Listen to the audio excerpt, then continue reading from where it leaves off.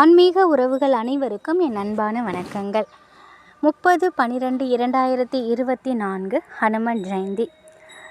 ஹனுமன் ஜெயந்தி அன்று ஹனுமருக்கு இந்த ஒரு நெய்வேத்தியத்தை நம்ம வச்சோம் அப்படின்னா எவ்வளோதான் நமக்கு தீர்க்க முடியாத கடன் பிரச்சனை இருந்தாலும் அது எளிதில் தீரும். ராத்திரியும் பகலும் எவ்வளோதான் கஷ்டப்பட்டு நம்ம பணம் சம்பாதிச்சாலும் கடனை அடைக்கிறதுக்கும் அந்த கடனுக்கான வட்டியை கட்டவுமே சரியாக இருக்குது. இது நிறைய பேருக்கு இதே பிரச்சனை தான் இருக்குது. அப்படியே கட்டினாலும் அந்த கடன் முழுவதுமாக அடையாமல் தொடர்ந்துக்கிட்டே இருக்கும். இதனால் அவங்க வாழ்க்கையில் நிம்மதியான ஒரு வாழ்க்கையை நிச்சயமாக வாழவே முடியாது. கடன் பிரச்சனைக்கு முக்கியமான காரணம் அப்படின்னா கர்ம வினையின் பலன்தான். அது மட்டும் இல்லாமல் கிரகங்களின் கோளாறும் இந்த கடன் பிரச்சனையால் அவதிப்படுறதுக்கு ஒரு காரணம்னே சொல்லலாம். இதனால் ஒரு சிலரால் எவ்வளோ பாடுபட்டாலும் அவங்களுடைய கடனை திருப்பி தரவே முடியாது. அதுலேயும் சில பேர்கிட்டருந்து வாங்கிய கடனை திருப்பி தருவதுங்கிறது அவ்வளோ சுலபமான காரியமாக இருக்காது. இந்த சூழ்நிலைகள் மாறி கடன் பிரச்சனையிலேருந்து வெளிவந்து நிம்மதியான ஒரு வாழ்க்கையை வாழறதுக்கு ஆஞ்சநேயரை வழிபட்டோம் அப்படின்னா நிச்சயமாக அது எவ்வளோ பெரிய கடன் பிரச்சனையாக இருந்தாலும் நம்ம வெளிவரலாம்.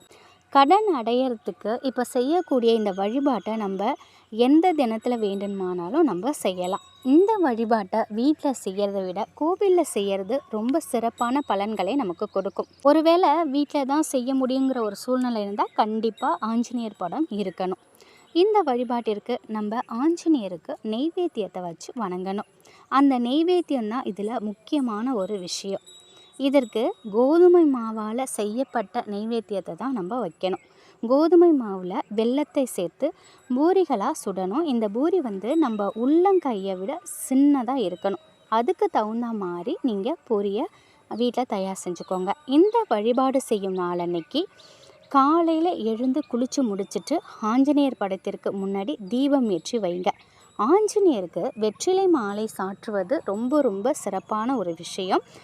அதுக்கு வெற்றிலை மாலையை சாற்றிடுங்க. அதுக்கப்புறம் இந்த நெய்வேத்தியத்தை வச்சு ஆஞ்சநேயருக்கு படிங்க. அதுக்கப்புறம் தீபத்துக்கு முன்னாடி உட்காந்து அனுமன் சாலிசா படிக்கலாம். இந்த நெய்வேத்தியத்தை வருகிற 30/12/2024 திங்கட்கிழமை அனுமன் ஜெயந்தி வருது இல்லையா, அன்னைக்கு கூட நம்ம இந்த வழிபாட்டை நம்ம செய்யலாம். நம்முடைய கடன் பிரச்சனை தீர்வதற்காக அன்னையிலேருந்து நம்ம இந்த வழிபாடை கூட நம்ம வச்சுக்கலாம். இந்த நெய்வேத்தியம் செஞ்சுருக்கோம் இல்லையா, இதை படைச்சிட்டு வீட்டுக்கு பக்கத்தில் யாராவது ஒருத்தவங்களுக்கு நீங்கள் சாப்பிட்றதுக்கு கொடுக்கலாம். இந்த வழிபாட்டை கோயிலில் செய்கிறது அப்படின்னாக்கா வீட்டில் பூஜை அறையில் விளக்கேற்றி வச்சதுக்கப்புறம் ஆஞ்சநேயர் கோயிலுக்கு போயிட்டு இந்த நம்ம செய்த இந்த நெய்வேத்தியம் இருக்கு இல்லையா, அதை அனுமனுக்கு வச்சு படைச்சிட்டு அங்கே உட்காந்து அனுமன் சாலிசா படிச்சுட்டு நெய்வேத்தியத்தை கோவிலுக்கு வரக்கூடியவங்களுக்கு தானமாக நீங்கள் கொடுக்கலாம். அதுவும் சிறப்பான பலனை கொடுக்கும். நீங்கள் வீட்டில் செய்தாலும் சரிங்க, இந்த வழிபாட்டை கோவிலில் போய் செய்தாலும் சரி. ஆனால் இதை நீங்கள் தொடர்ந்து செய்யும் பொழுது நிச்சயமாக தினமும் செய்ய முடிந்தால் செய்யுங்க. அப்படி இல்லை அப்படின்னாக்கா சனிக்கிழமையில் ஒரு நாள் நீங்கள் எப்பொழுதும் செய்துக்கிட்டே வாங்க. இதை நீங்கள் செய்து ஒரு 3 வாரத்திலேயே உங்கள் கடன் பிரச்சனைக்கான தீரத்துக்கான ஒரு அறிகுறி தெரியறத நீங்கள் கண்கூட கவனிக்கலாம்.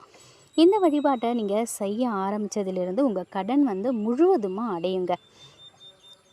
கட்டாயம் உங்கள் கடன் அடையும் வரை தொடர்ந்து இதை நீங்கள் செஞ்சுக்கிட்டு வாங்க.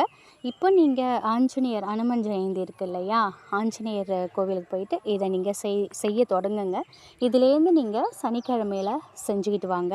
இல்லை தினமும் செஞ்சாலும் சரி, அது உங்களுடைய விருப்பம். உங்களுடைய கடனை பொறுத்து பார்த்துக்கோங்க. ஆனால் இந்த வழிபாட்டை தொடங்கிய சில நாட்களுக்குள்ளே உங்களோட கடன் அடைவதற்கான வாய்ப்புகள் நிச்சயமாக உங்களை தேடி வருங்க. நம்பிக்கையோடு இந்த வழிபாட்டை செய்யுங்க.